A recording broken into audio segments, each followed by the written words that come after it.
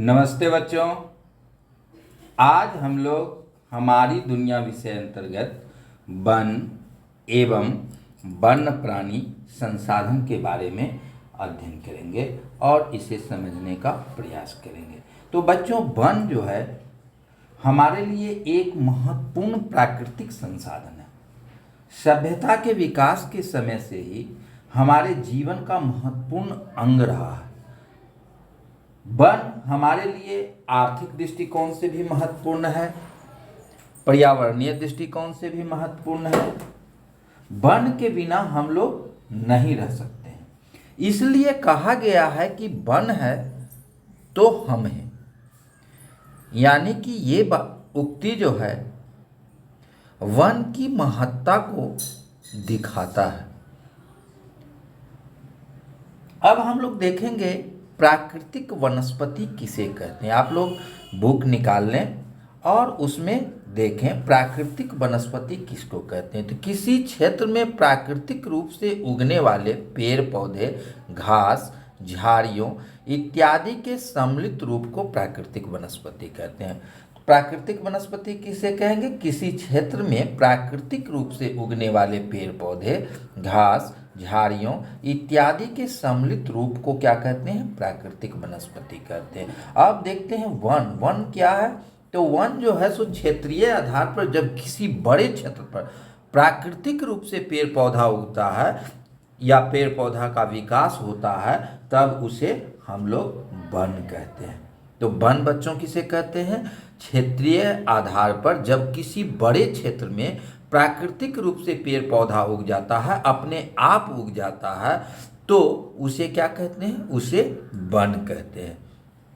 आजकल पर्यावरण के दृष्टिकोण से जो है वन निजी तौर पर, सरकारी तौर पर भी लगाए जा रहे हैं। तो जब समाज के द्वारा जब वनों को लगाया जाता है तो उसे सामाजिक वानिकी कहते हैं। जब समाज के द्वारा वनों को लगाया जाता है तो हम क्या कहते हैं?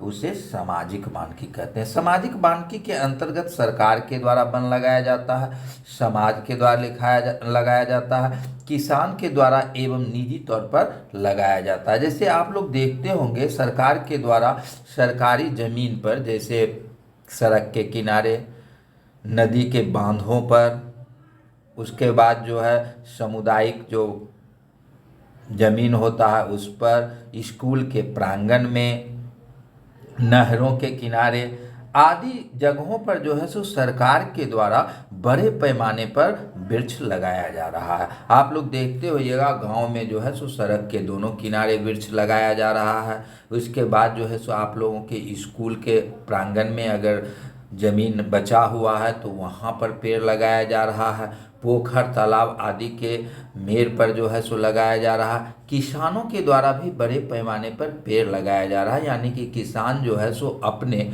जमीन के मेड़ों पर भी पेड़ लगा रहे हैं और समाज के द्वारा भी आजकल बाग बगीचे लगाए जा रहे हैं। तो यह जो है सो पर्यावरण के दृष्टिकोण से वन लगाया जाना बहुत ही जरूरी है। यानी कि अभी जो है सो पर्यावरणीय दृष्टि से 33% वनों का होना चाहिए, लेकिन वनों की काफ़ी कमी है। भारत में अगर देखें तो लगभग 21% है और बिहार में तो बहुत ही कम है। बिहार में लगभग 7.1% के आसपास वन है। तो वनों के क्षेत्रफल को बढ़ाया जाना अति आवश्यक है। इसके लिए जो है सो सरकारी स्तर पर बड़े पैमाने पर पेड़ लगाए जा रहे हैं। अब हम लोग देखते हैं भारत में जो है सर्वाधिक वन मिजोरम में पाया जाता है। कहाँ पाया जाता है बच्चों? सर्वाधिक वन जो है सो मिजोरम में, सर्वाधिक वन मिजोरम में प्रतिशत के हिसाब से, और सर्वाधिक क्षेत्रफल जो है सो कहाँ है? मध्य प्रदेश में। इसको याद रखेंगे, प्रतिशत के हिसाब से सर्वाधिक वन जो है सो कहाँ है? मिजोरम में है। प्रतिशत के हिसाब से सर्वाधिक वन मिजोरम में है और क्षेत्रफल के आधार पर सर्वाधिक वन जो है सो मध्य प्रदेश में है। कहने का तात्पर्य ये है कि जैसे मान लीजिए 100 वर्ग किलोमीटर क्षेत्र है कहीं का और उसमें 95 वर्ग किलोमीटर पर वन है, तो इसका मतलब 95% पर वन है। अगर कहीं का 200 वर्ग किलोमीटर क्षेत्रफल है और वहाँ पर जो है सो 110 वर्ग किलोमीटर पर वन है, तो इसका मतलब वहाँ 55% पर वन है। तो प्रतिशत के हिसाब से तो यहाँ ज़्यादा है, लेकिन क्षेत्रफल के हिसाब से देखिएगा तो यहाँ ज़्यादा है। बात समझ गए? क्षेत्रफल के हिसाब से जैसे 100 वर्ग किलोमीटर क्षेत्र है, उसमें 95 वर्ग किलोमीटर पर वन है, तो वहाँ पर 95% क्षेत्र पर वन है। और कहीं का मान लीजिए 200 वर्ग किलोमीटर है, वहाँ पर 110 वर्ग किलोमीटर है, तो 55% है। लेकिन क्षेत्रफल के हिसाब से देखिएगा तो ये 110 वर्ग किलोमीटर है, ये 95 वर्ग किलोमीटर है, तो ये ज़्यादा हो गया। तो इसी तरह जो है तो मध्य प्रदेश में क्षेत्रफल के आधार पर सर्वाधिक वन है और प्रतिशत के हिसाब से सर्वाधिक वन जो है सो मिजोरम में है। भारत में जो है सो लगभग विश्व में लगभग 10 लाख प्रकार की वनस्पति पाई जाती है। विश्व में लगभग 10 लाख प्रकार की वनस्पतियां पाई जाती है और विषुवतीय प्रदेश में जो है सो सर्वाधिक वन पाया जाता है। विषुवतीय प्रदेश में सर्वाधिक वन इसलिए पाया जाता है कि वहाँ पर जो है वर्षा ज़्यादा होती है, तापमान ज़्यादा है, जिसके कारण जो है सो वहाँ घनेपन पाए जाते हैं। और यहाँ पर घने वनों को जो है सो पृथ्वी का फेफड़ा कहा जाता है। इसका कारण यह है कि यह भारी मात्रा में कार्बन डाइऑक्साइड का अवशोषण करता है। अब हम लोग देखते हैं वन संसाधन का वितरण। तो सभी जगह जो है सो वन एक प्रकार से नहीं है। कहीं पर जो है सो वन ज़्यादा मात्रा में है, कहीं पर जो है सो वन कम मात्रा में है। तो इसके क्या कारण हो सकते हैं? वनों के वितरण में असमानता का प्रमुख कारण है जलवायु, मृदा, स्थलाकृति ढाल, आर्द्रता आदि जो है सो वन के वितरण को प्रभावित करता है। यानी कि कहीं पर ज़्यादा वन प्राकृतिक रूप से है, कहीं पर कम वन है, तो इसका मुख्य कारण यही है। तो जलवायु जैसे अगर मान लिया कहीं पर तापमान अधिक है, वर्षा की मात्रा अधिक है, तो वहाँ पर सघन वन पाया जाएगा, ज़्यादा वन पाया जाएगा और वन के प्रकार में भी अंतर होगा। जैसे विषुवतीय प्रदेश में 200 सेंटीमीटर से ज़्यादा वर्षा होती है, तापमान जो है सो 30 डिग्री सेंटीग्रेड के आसपास रहता है, तो यहाँ पर सदाबहार वन पाया जाता है। उसी प्रकार अगर मृदा को देखेंगे तो मृदा जहाँ का मृदा बलुई है, जहाँ पर शुष्क मौसम है, वहाँ पर जो है सो वन आपका शुष्क वन होगा या मरुस्थलीय वन होगा। तो इसी प्रकार जहाँ पर वर्षा कम होती है यानी कि 100 से 200 सेंटीमीटर होती है, तो वहाँ पर वन जो होगा वह पतझड़ वन पर का होगा। तो इस प्रकार जो है सो वनों के वितरण में असमानता मिलती है और जलवायु, मृदा, स्थलाकृति ढाल, आर्द्रता के आधार पर वनों के कई प्रकार पाए जाते हैं। तो अब हम लोग देखते हैं वनों के प्रकार। तो वनों के प्रकार को देखें तो सदाबहार वन, सदाबहार वन उसे कहते हैं। सदाबहार, सदाबहार इसके अर्थ से है जो सालों भर सदा हरा भरा रहता है। यानी कि इसकी पत्तियां, सदाबहार वन की पत्तियां जो है सो एक बार नहीं झड़ती है, सालों भर इसमें पत्ती रहती है, पत्ता हरा भरा रहता है, जिसके कारण इसको सदाबहार वन कहा जाता है। विषुवतीय प्रदेशों में यानी कि अमेजन प्रदेश में जो है सो ये वन ज़्यादा मात्रा में पाया जाता है। अमेजन प्रदेश में आपको ब्राज़ील आ जाएगा, घाना आ जाएगा, मलेशिया आ जाएगा, इंडोनेशिया आ जाएगा। इन क्षेत्रों में जो है सो विषुवतीय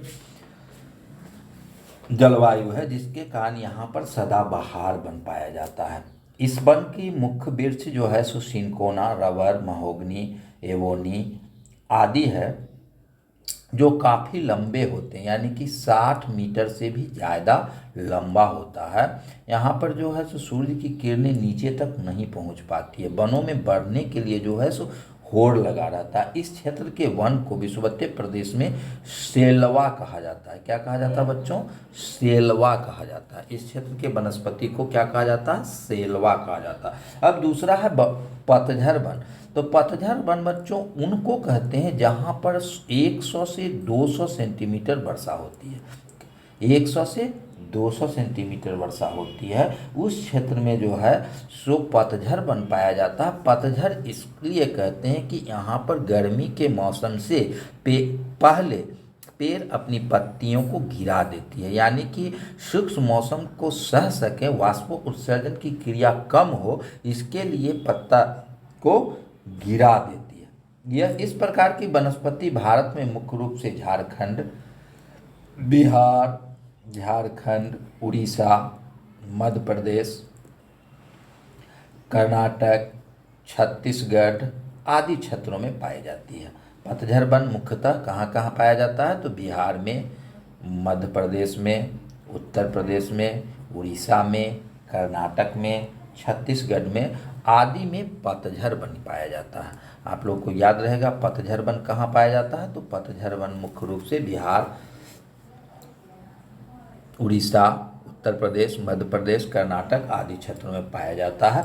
पतझड़ वन का जो वृक्ष है मुख्य रूप से यहाँ पर वृक्ष जो है सो सागवान, साल, रोजवुड, शीशम आदि है।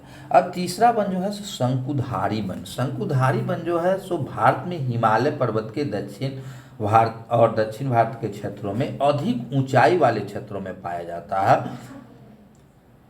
इस प्रकार की वनस्पति में जो है सो पत्ता शंकु के आकार का होता है, यानी कि बर्फ जो गिरता है तो ये शंकु के प्रकार का होता है, तो बर्फ उससे पत्ता पर से फिसल के नीचे गिर जाता है। तो इस प्रकार की वनस्पति मुख्य रूप से जो है सो पर्वतीय क्षेत्रों में पाई जाती है। अब है आपका ज्वारीय वन। ज्वारीय वन जो है सो नदी के डेल्टाई क्षेत्रों में, डेल्टाई क्षेत्र उसे कहते हैं जहाँ पर जो है सो नदियाँ समुद्र से मिलती है। नदियाँ किससे मिलती है? समुद्र से मिलती है, उसको कहते हैं डेल्टाई क्षेत्र। नदियाँ जहाँ समुद्र से मिलती है वहाँ पर एक आकृति का निर्माण होता है, उसको कहते हैं डेल्टा। भू आकृति में आप लोग पढ़ेंगे इसको।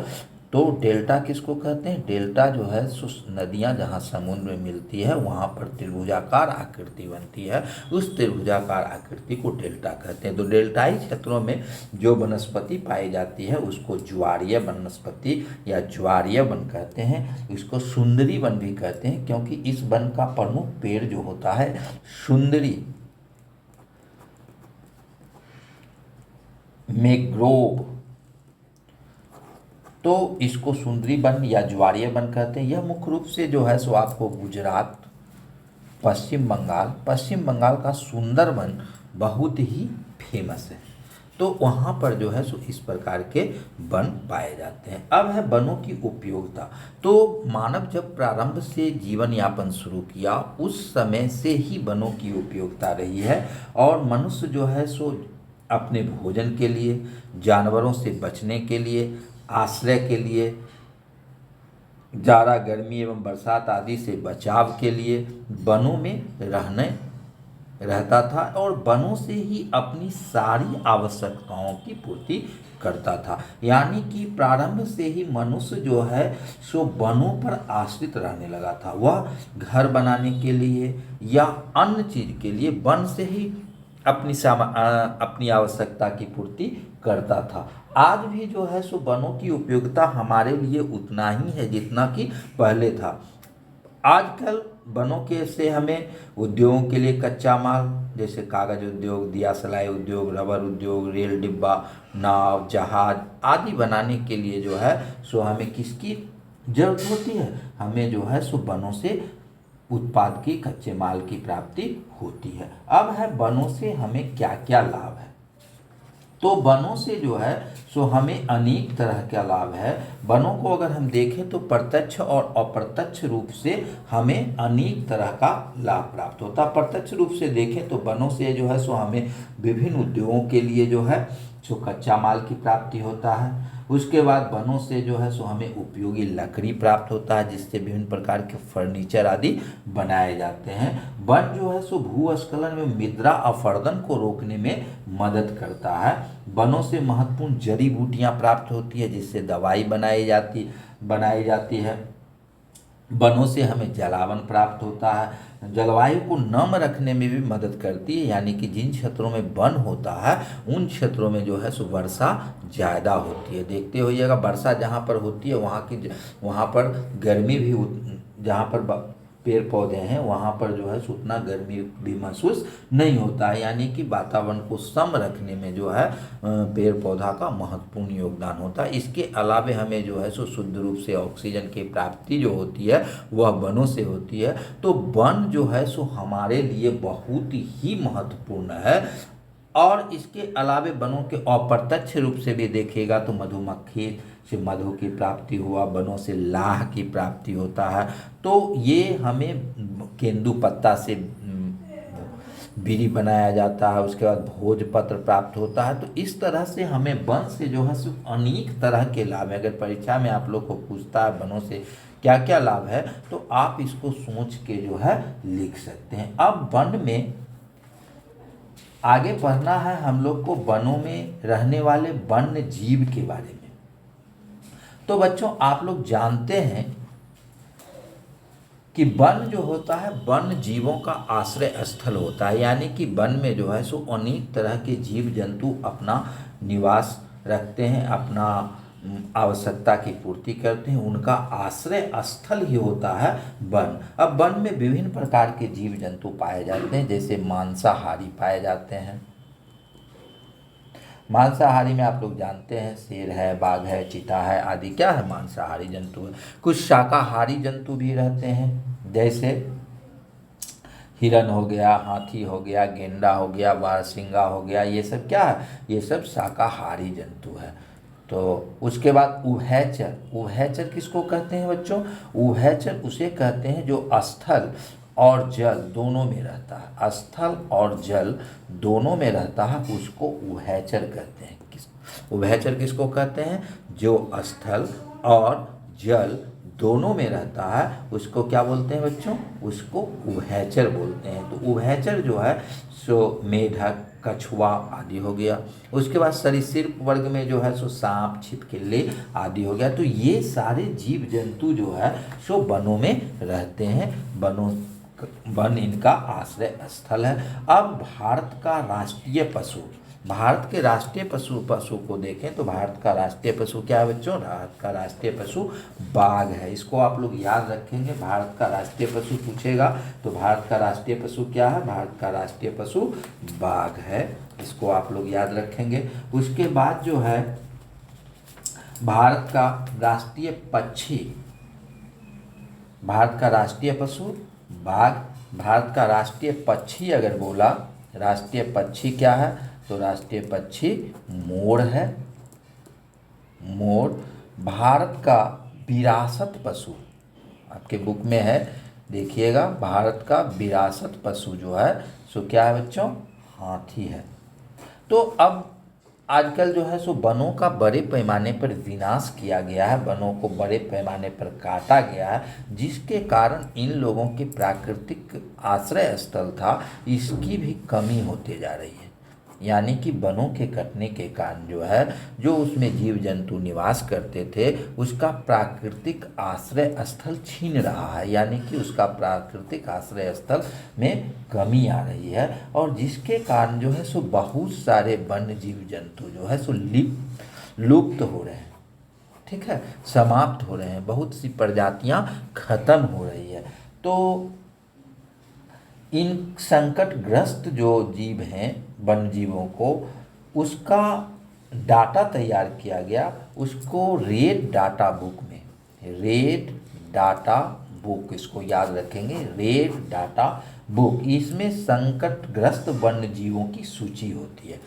रेड डाटा बुक में क्या है, संकटग्रस्त जो जीव जंतु हैं उसकी सूची है। संकटग्रस्त जीव जंतु की सूची कहाँ है, संकटग्रस्त जीव जंतु की सूची रेड डाटा बुक में है। इसे सर्वप्रथम 1970 में botanical survey of India Calcutta तथा वन अनुसंधान संस्थान देहरादून के द्वारा जो है सो इसे तैयार किया गया था। अब जो आश्रय स्थल समाप्त हो रहे हैं, बहुत सारे जीव जंतु विलुप्त हो रहे हैं, तो उसके लिए जो है सो सरकार अनेक तरह की उपाय किए हैं, जिसमें राष्ट्रीय उद्यान का निर्माण किया गया है। भारत में जो है सो वर्तमान में राष्ट्रीय उद्यानों की संख्या 85 है। उसके बाद अभ्यारण्य, 448 है और 16 जीव मंडल की स्थापना की गई है। बिहार में भी अनेक अभयारण्य हैं, पक्षी विहार, जैसे आप लोग कांवर झील पक्षी विहार का नाम सुने होइएगा। कांवर झील पक्षी विहार जो है सो बेगूसराय जिला में, वैसे ही कुशेश्वर स्थान पक्षी विहार आपका दरभंगा जिला में है। गौतम बुद्ध अभयारण्य जो है सो गया में है। वाल्मीकि नगर वन जीव अभयारण्य जो है सो पश्चिम चंपारण में है। तो इस तरह से जो है सो वनों को वन्य जीवों को आश्रय स्थल के रूप में जो है सो तैयार किया गया है। कांवर झील पक्षी विहार में जो है सो प्रवासी पक्षी यानी कि साइबेरियन पक्षी भी जो है जाड़े के महीने में आया करते हैं और फिर गर्मी के महीना में वह अपनी जगहों पर लौट जाते हैं। तो ये आपके पाठ का महत्वपूर्ण तथ्य था। अब हम लोग अगले वीडियो में इसके क्वेश्चन आंसर को देखेंगे। इसके सारे क्वेश्चन आंसर को अगले वीडियो में हम करवा देंगे, और जितना हम वीडियो में करवाते जा रहे हैं उसको आप बढ़िया से कॉपी में लिखते जाएंगे क्वेश्चन आंसर को, और उसको आप लोग जो है सो एक दो दफ़ा पढ़ लेंगे तो आपको याद हो जाएगा, जानकारी भी हो जाएगी। धन्यवाद।